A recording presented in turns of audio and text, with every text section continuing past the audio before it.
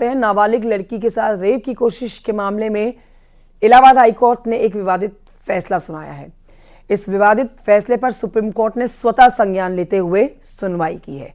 Justice B.R. Gavai और justice Augustine George मसीह की bench इस मसले पर सुनवाई कर रही है। सुप्रीम कोर्ट ने हाई कोर्ट के 17 मार्च को दिए गए फैसले को विवादित हिस्सों में बांटते हुए उसे रोक लगाई, उसे अमानवीय और शर्मनाक बताया। अब इस फैसले पर सख्त नाराजगी जाहिर करते हुए सुप्रीम कोर्ट ने कहा है, हाई कोर्ट का फैसला जज की असंवेदनशीलता और अमानवीय रुख को दिखाता है। फैसला जल्दबाजी में नहीं दिया है। सुनवाई पूरी होने के बाद 4 महीने तक फैसला सुरक्षित रखने के बाद फैसला दिया है। ये टिप्पणियां कानूनी सिद्धांतों के खिलाफ है और अमानवीय रुख को दिखाती हैं।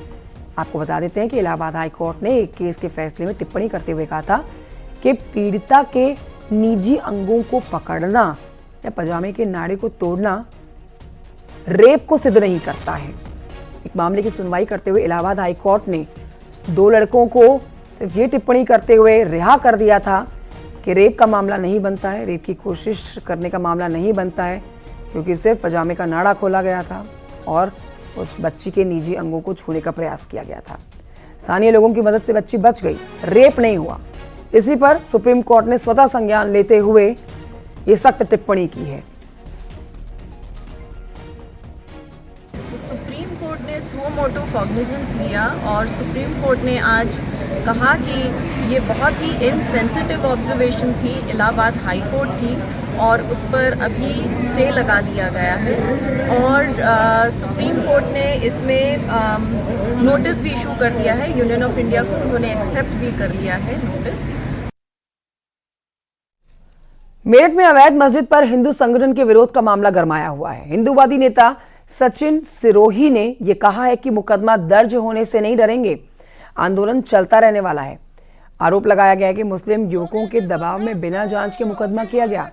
मुस्लिम पक्ष के लोगों ने अनर्गल आरोप लगाकर दबाव बनाया। सचिन सिरोही ने आरोप लगाया कि पुलिस हिंदूवादी संगठनों की आवाज कुचलना चाहती है।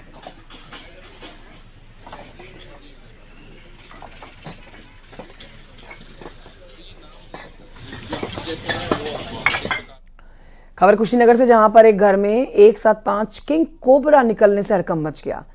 कोबरा पुराने मकान में उपलों के बीच में छिपे हुए थे और घर में अफरा तफरी मच गई जैसे 5 कोबरा निकलते हैं। जानकारी मिलने के बाद एक शख्स ने कोबरा को पकड़ा है और जंगल में छोड़ा है। रामकोला थाने के लक्ष्मीगंज गोबरही टोला में ये घटना घटी है।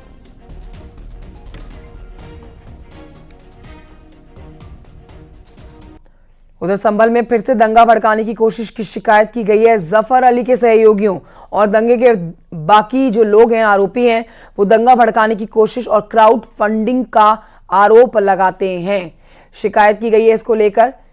जफर अली के नाम पर मस्जिदों में जाकर भड़काने का आरोप लगाया गया है। जफर अली के भाई भतीजे, रिश्तेदारों और आरटीओ ऑफिस के एक दलाल पर आरोप लगा है। आरोपियों के खिलाफ कार्रवाई की मांग कर रहे हैं। विश्व हिंदू महासंघ के एसडीएम को ज्ञापन सौंपने की जानकारी भी आ रही है।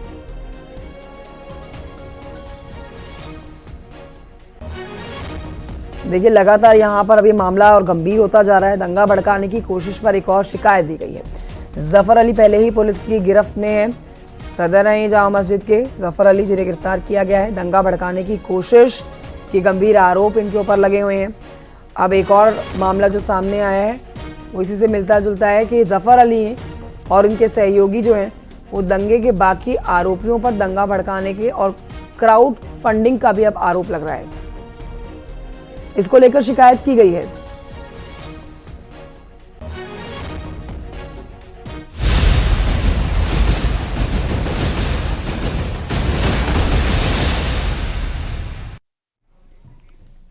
बढ़ रहे आगे, आपको बताते हैं कि एसआईटी के रडार पर अब बर्क है। संभल हिंसा में उन्हें नोटिस थमाया गया है, वो भी दिल्ली में जाके। यूपी के संभल में 24 नवंबर को जामा मस्जिद की हुई हिंसा के मामले में अब संभल सांसद जियाउर रहमान बर्क की मुश्किलें बढ़ने वाली हैं। यूपी पुलिस ने सांसद जियाउर रहमान बर्क को दिल्ली में स्थित उनके आवास पर नोटिस दे डाला है। देर रात यूपी पुलिस की एसआईटी की टीम ने उनको नोटिस दिया। 8 अप्रैल को पूछताछ के लिए बुलाया गया है। पुलिस की एक टीम बर्ग के संभल वाले घर पर गई थी, जहां वो नहीं मिले। पता चला कि वो दिल्ली में है, तो फिर टीम दिल्ली पहुंची और उनको नोटिस दिया गया।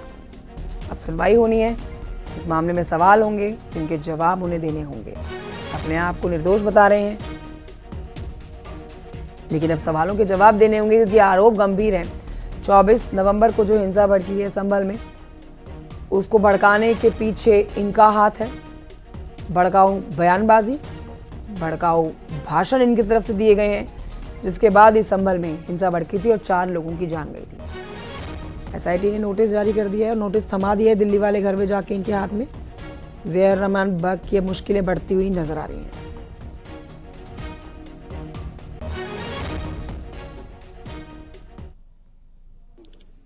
देखिए, जो नोटिस दिया गया है सेक्शन 35(3) के तहत वो रिसीव कर लिया है और माननीय हाई कोर्ट के आदेश अनुसार जो विवेचना की है उसमें पुलिस ने सहयोग के लिए कहा। तो मैंने, जाहिर सी बात है, मैं इस देश का नागरिक हूं, सांसद भी हूं, तो मैंने उनको ये विश्वास दिलाया जो भी जांच में सहयोग की जरूरत पड़ेगी मैं पूरा सहयोग करूंगा। और जो था, मैंने उनको नोटिस को रिसीव कर लिया है।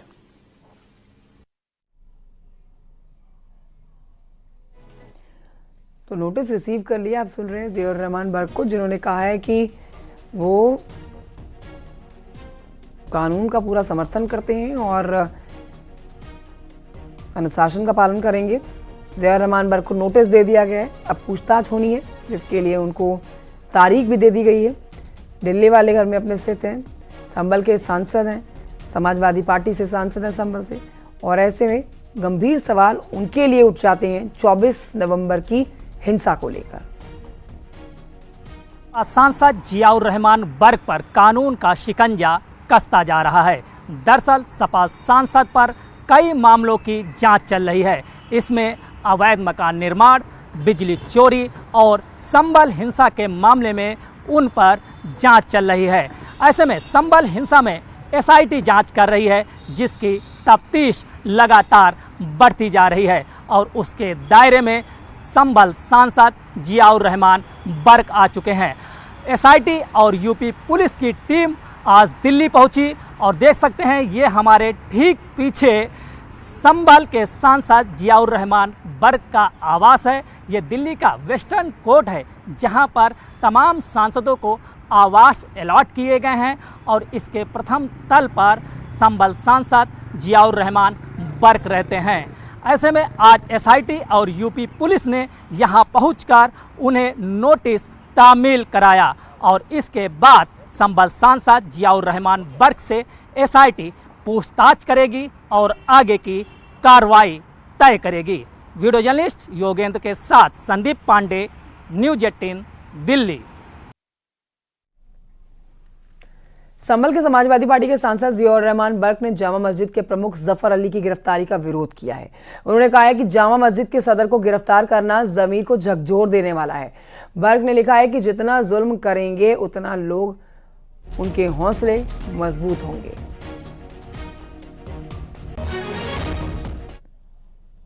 देश में देखा जा रहा है कि किस प्रकार पुलिस प्रशासन के अधिकारी लगातार कानून के साथ मजाक कर रहे हुए हैं और संविधान की धज्जियां उड़ा रहे हैं।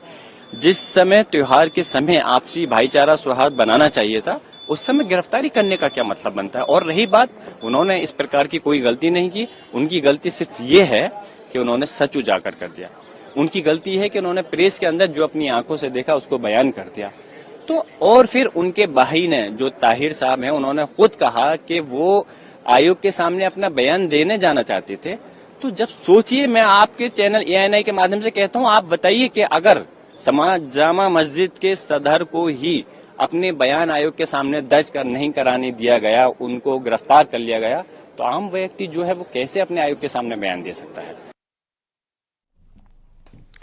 बढ़ते हैं आगे, आपको बताते हैं गाजियाबाद की खबर, जहां के टीला मोड़ थाना क्षेत्र में थूक कर रोटी बनाने का एक वीडियो हो रहा है सोशल मीडिया पर वायरल। और ये कार्यक्रम था जागरण का। मामला सामने आने के बाद पुलिस ने आरोपी शावेज को हिरासत में ले लिया है। भोजपुरा गगन विहार में जागरण का कार्यक्रम चल रहा था और उसी दौरान तंदूर में रोटी बनाते वक्त ये शख्स रोटी लगाते हुए हर रोटी पर थूकता हुआ नजर आ रहा है। लोगों ने इसका वीडियो देखा और जिसने इसका वीडियो बनाया सोशल मीडिया पर डालते ही वीडियो वायरल हो गया। ऐसी कई हरकतें आपने अब तक देख ली हैं।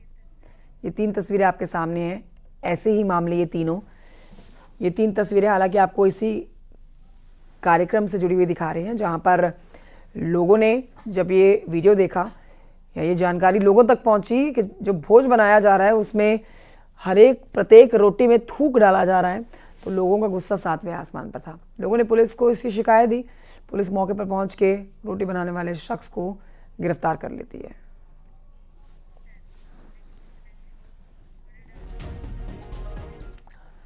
खबर बदायूं से, जहां पर लूटपाट के आरोपी एनकाउंटर के बाद गिरफ्तार किए गए हैं। एनकाउंटर में 2 बदमाशों के पैर में गोली लगी है। भागने की ये कोशिश कर रहे थे। जवाबी कार्रवाई में पुलिस ने इनको गोली मारी है पैर में। अस्पताल में भर्ती कराने के बाद अब जेल में डाल दिया गया है।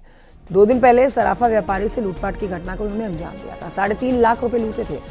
2 किलो चांदी और 20 ग्राम सोना लूटा था। एनकाउंटर के बाद पुलिस ने इनके पास से 60,000 रुपए बरामद किए हैं।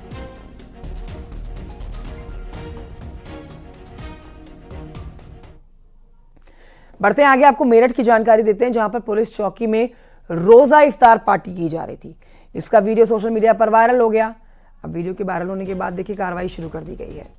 चौकी इंचार्ज ने स्थानीय नेताओं के साथ इफ्तार पार्टी की। इस मामले के सामने आने के बाद आरोपी चौकी इंचार्ज को लाइन हाजिर कर दिया गया है। ये चौकी इंचार्ज न सिर्फ इफ्तार पार्टी का आयोजन करता है बल्कि कुर्सियां पीछे खींचते हुए मेहमानों को सीट भी ऑफर करता है। खबर लखनऊ से, जहां पर डिफेंस कॉरिडोर में बड़ा घोटाला सामने आया है। डिफेंस कॉरिडोर में बड़ा घोटाला उजागर। भटगांव में बड़ा भूमि अधिग्रहण घोटाला है ये। आईएएस अभिषेक प्रकाश समेत 16 अफसर दोषी पाए गए हैं। राजस्व परिषद के तत्कालीन अध्यक्ष की जांच रिपोर्ट पर मोहर लग गई है। रिपोर्ट के बाद आरोपियों का निलंबन लगभग तय माना जा रहा है। जमीन अधिग्रहण के लिए क्रय समिति के अध्यक्ष के रूप में डीएम और तहसीलदार ने अपने दायित्वों का नहीं किया निर्वहन। अनियमित भुगतान और शासकीय धन की हानि का लगा था आरोप।